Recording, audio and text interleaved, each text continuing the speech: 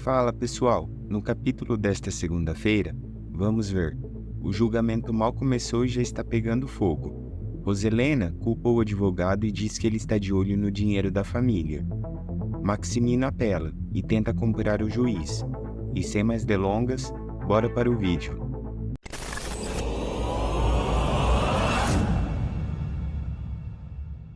O juiz passa a palavra para Oscar. O homem se apresenta para o júri e diz que representa Maximino e a corporação Torreslanda, e diz que a sentença anterior estava correta.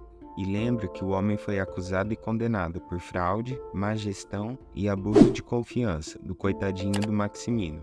Rodrigo continua comentando com seu irmão e diz que seu pai sempre foi um homem justo e honesto. O juiz então pergunta para Bernardo quais são as provas que ele pretende apresentar para justificar a reabertura deste caso, depois de 20 anos. O advogado diz que primeiro vai provar que Cláudio não estava presente na data e local que os eventos ocorreram, e apresenta a primeira prova, a fita de segurança do banco alemão. Aldo chega atrasado, para a alegria do tio. O advogado pede para o júri observar bem as imagens e comparar com Cláudio, e diz que apesar de ter passado tanto tempo, é clara a diferença entre os dois, e conclui que Cláudio Linhares não foi quem assinou a transferência bancária. Dom Aquiles diz que quer arrendar as terras de Luciana que estão ociosas, mas Luciana nem as comadres estão a fim de fazer qualquer tipo de negócio com o homem, e expulsam o velho. Roselena teme que Cláudio seja inocentado. Matilde diz que já que Maximino é inocente, ela não precisa ter medo. A mulher então pergunta de que lado a empregada está e pede para ela ir caçar o que fazer.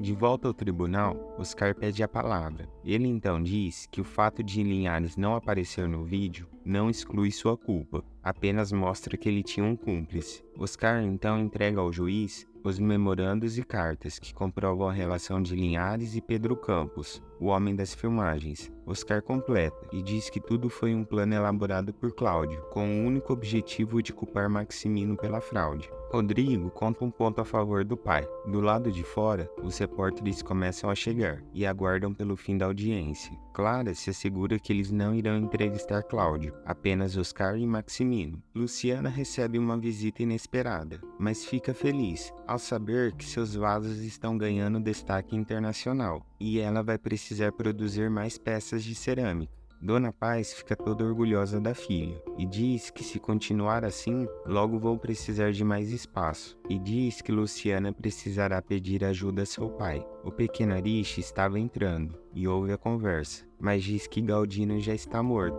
Luciana então explica que tem dois pais, e o Sr. Linhares é seu pai biológico. Lorenzo e Fabiano estavam trabalhando, e Jana passa para se desculpar pela confusão do dia anterior. O jovem diz que também não reagiu bem, e explica que agora já está tudo certo, e eles puderam voltar com seu negócio. A moça vai embora, e leva o coração do rapaz junto. Ofélia procurava emprego no jornal. Estelinha dá uma boa ideia para a moça, e diz que ela poderia trabalhar como cuidadora. A moça se interessa, mas batem na porta. Era Lastra. O homem procurava por Ofélia e estava com uma flor, mas ao descobrir que a moça já tinha uma filha, fica sem graça e com cara de bunda. Marcelo estava ficando sem tempo. Seu chefe exige que ele entregue o relatório sobre o inferno até o final de semana. Caso contrário, ele será designado para outra missão. De volta ao tribunal, o juiz diz que aceitará o vídeo como prova, mas exige que o homem que aparece nas gravações venha dar seu depoimento.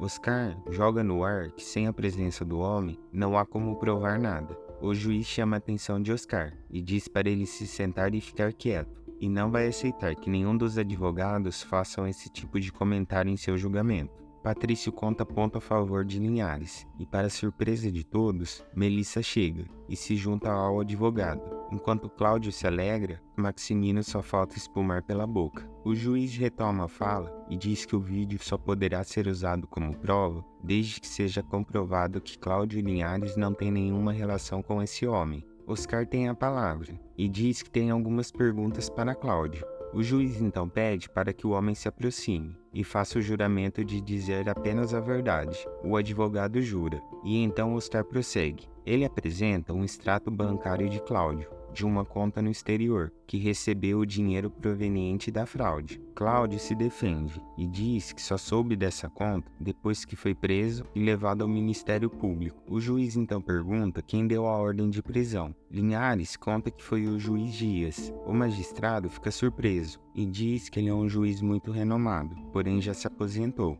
e diz que ao reabrir este caso, pode colocar em risco a honra e o prestígio profissional do juiz Dias. Maximino se diverte com cada obstáculo que aparece no caminho de Linhares. Linhares então diz que sua intenção não é acusar o juiz Dias, mas conta que na época ele não pôde apresentar as provas para se defender, e conta que durante esses anos ele foi juntando as provas que vai apresentar hoje, e completa, dizendo que as provas que usaram para acusá-lo foram tão bem fabricadas que ele não teve nem chance de se defender, e afirma que foi uma conspiração para removê-lo da corporação e incriminá-lo. Rodrigo lembra da última vez que viu o advogado com Luciana e começa a desejar que ele nunca tivesse saído da prisão. Oscar pergunta para Linhares o que ele quer e tenta insinuar para o júri que tudo isso se trata de um ato de vingança, com o único objetivo de prejudicar Maximino. Bernardo se irrita e tenta interromper, mas o juiz manda ele ficar quieto e pede para Linhares se pronunciar. O advogado então diz que só quer provar sua inocência e reafirma que não cometeu a fraude, recebeu uma pena injusta e perdeu 20 anos de sua vida dentro de uma cela. Bernardo pede a palavra e entrega para o juiz a próxima prova. Ele explica que entrou em contato com a agência de viagens e conseguiu os documentos que mostram que Linhares e sua esposa estavam de férias em Praga, na data que ocorreu a fraude. Rodrigo se impressiona com a vontade do homem de provar sua inocência. Patrício questiona, e se ele for realmente inocente? O rapaz bravo diz que o homem não tem escrúpulos e faria qualquer coisa para conseguir o que quer. E ainda diz que o homem se aproveitou de Luciana para fazer com que ela se separasse dele, enquanto tentava conquistar a moça. Nem Patrício consegue acreditar no que acabou de ouvir. Lastra, ainda sem graça, diz que as portas do inferno sempre estarão abertas para ela, mas Ofélia dispensa e fala que não pretende voltar. Estelinha aproveita a chance e bota o homem para correr. Na mansão, Roselena andava igual barata tonta. A mulher estava angustiada sem notícias do julgamento. Ela acredita que tudo isto é uma perda de tempo e diz que Cláudio já cumpriu sua pena mesmo e poderiam deixar por isso. Matilde tenta explicar que se ele for inocente, é compreensível que ele queira limpar seu nome, e ainda diz que se ele for inocentado, Maximino teria que dar muitas explicações aos filhos. Luciana dá um pulo até a funerária para tentar conversar com Cláudio, mas o homem não atende. Ela então diz que vai voltar mais tarde, mas antes de saírem, o pequeno Ariche pergunta quando ela vai começar a chamá-lo de pai. Luciana fica sem graça e Procópio escuta tudo. O juiz aceita os comprovantes da viagem como prova a favor de Cláudio Linhares. Oscar protesta,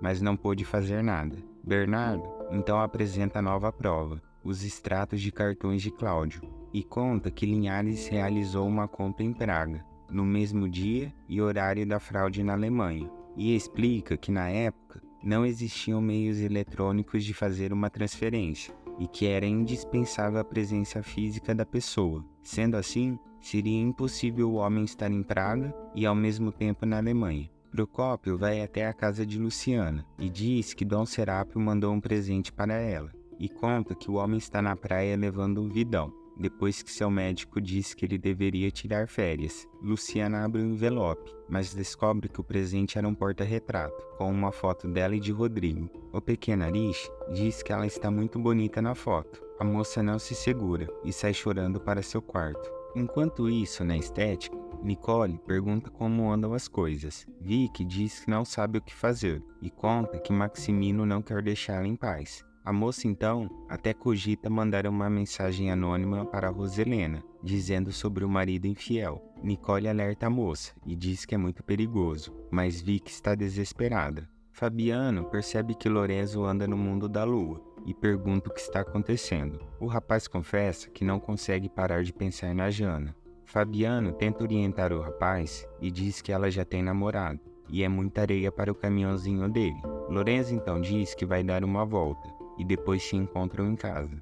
Clara planejava a reforma do apartamento do Rodrigo e deixa Valentina e Fernanda de cara quando diz que vai montar o quarto de bebê na academia, bem longe do quarto dela. E quando as amigas a questionam, ela diz que vai contratar uma babá por tempo integral e deixa claro que não vai deixar a criança atrapalhar seu trabalho e nem suas noites de sono. A mulher fica doida quando o Rodrigo não atende o celular. Valentina diz que ela precisa ser mais compreensiva e fala que eles devem estar no tribunal, mas dessa vez Clara perde a paciência e coloca a amiga para correr. Enquanto isso, no tribunal, o clima estava pesado do lado de Maximino. O juiz declara um recesso de 30 minutos para averiguarem as novas evidências. Maximino acredita que Cláudio fabricou todas estas provas. Oscar tenta explicar que é quase impossível forjar esses documentos, mas Maximino insiste e diz que é tudo uma farsa. Jana estava gripada e vai até a cozinha tomar um pouco de suco, mas a bruxa diz que tem um remédio mágico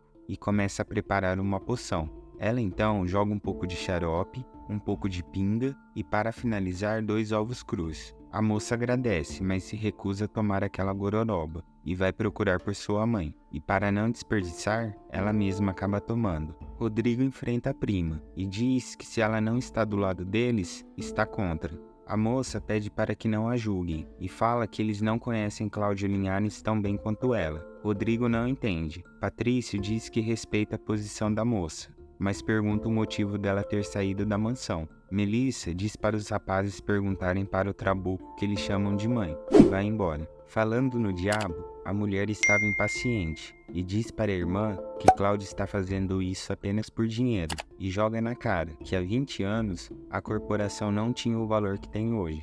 Mas a irmã não se segura e diz que quando começaram a empresa, foi Cláudio quem mais investiu no negócio e depois que foi preso, não viu mais a cor do dinheiro e ainda conta que se o homem for inocentado, parte da empresa é dele por direito. Roselena então diz que Cláudio deveria pegar sua filha e ir para bem longe, mas Jana estava entrando e pergunta se a filha do homem não estava morta. A mulher se afunda ainda mais em mentiras e diz que é outra filha. Constanza, que já não queria ouvir mais abobrinha, pega suas coisas e vai embora de fininho. A sessão já ia recomeçar, mas Maximino puxa Oscar pelo braço e, desesperado, o homem diz que não quer perder mais tempo e pergunta se ele conseguiu os dados pessoais dos membros do júri. O advogado responde que sim. Ele então pede para que assim que saírem dali, ele ligue para cada um e ofereça R$1 milhão para cada um que colabore a favor deles. Oscar tenta explicar que não pode fazer isso, mas Maximino insiste e diz para ele oferecer 10 milhões para o juiz.